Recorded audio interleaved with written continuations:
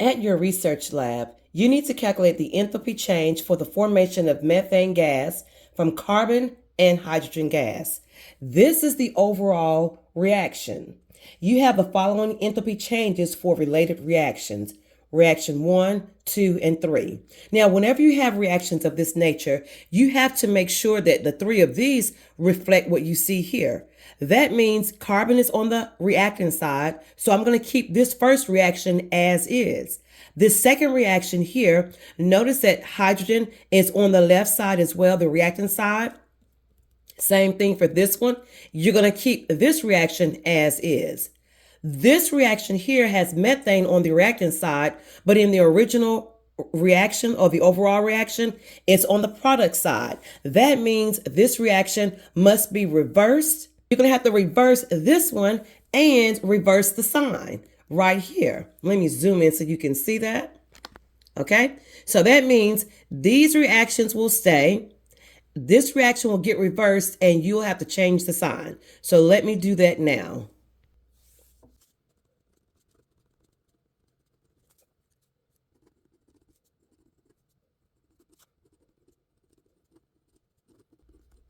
Now, when you reverse this reaction, the sign changes as we mentioned before. Now, you also want to make sure that you have the same number of hydrogens on the left side and on the right side. Like in other words, you want to make sure that your reaction balances out and you have to start crossing out things that you no longer need. Now, notice in this reaction here, there isn't any oxygens, right? So that means you're going to have to multiply this entire chemical reaction right here by 2. And the reason is because when we multiply this by 2, we're going to end up with 2H2O on this right-hand side. But guess what? There are 2 H2Os on this left side. So those would cancel out. But you have to make sure that whatever you do to one, you have to do to the other. So I'm going to multiply this entire reaction by 2. And you're going to see what happens as a result. When I multiply this whole thing by 2, that's going to end up with having only one oxygen right here.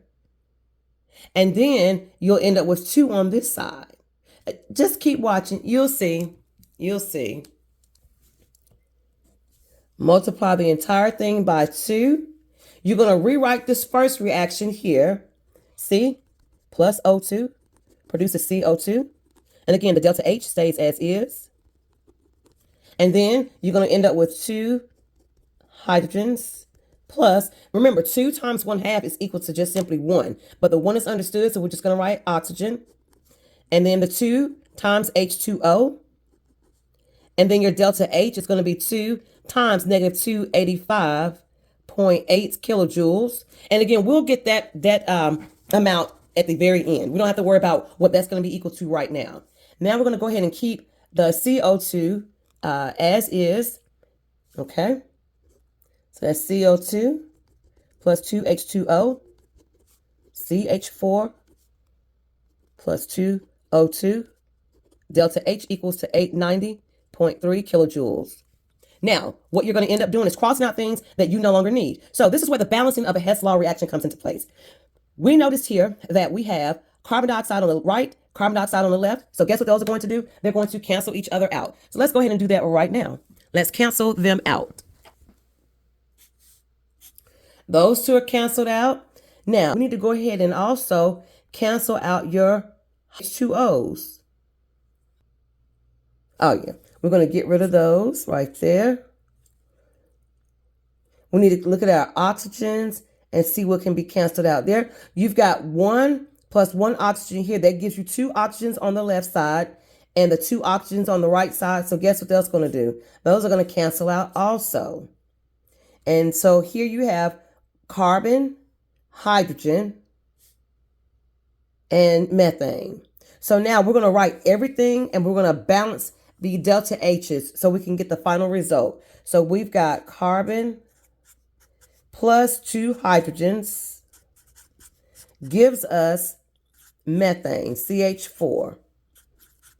Now we need to take our delta H and go ahead and combine all of that. So that's negative 393.5 kilojoules plus And go ahead and multiply 2 times 285.8. Let's see what that's going to be equal to. 2 times negative 285.8. That's equal to 571.60 kilojoules. And then, oh, and that should be a negative sign right there. So that should be a minus sign. But I'll go back in and show you that part too. Okay. And then the last one, plus 890.3 kilojoules. Okay, this sign right here must be changed because you had a negative sign right here. This needs to be a negative sign right there. So let me go ahead and make that a subtraction symbol so you all can see that. All right, so now we're going to go ahead and plug this into our calculator. We've got 393.5, but it's negative, okay?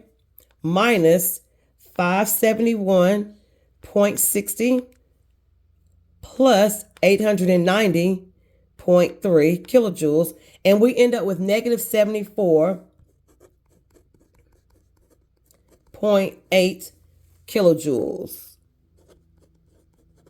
And that is our delta H right there.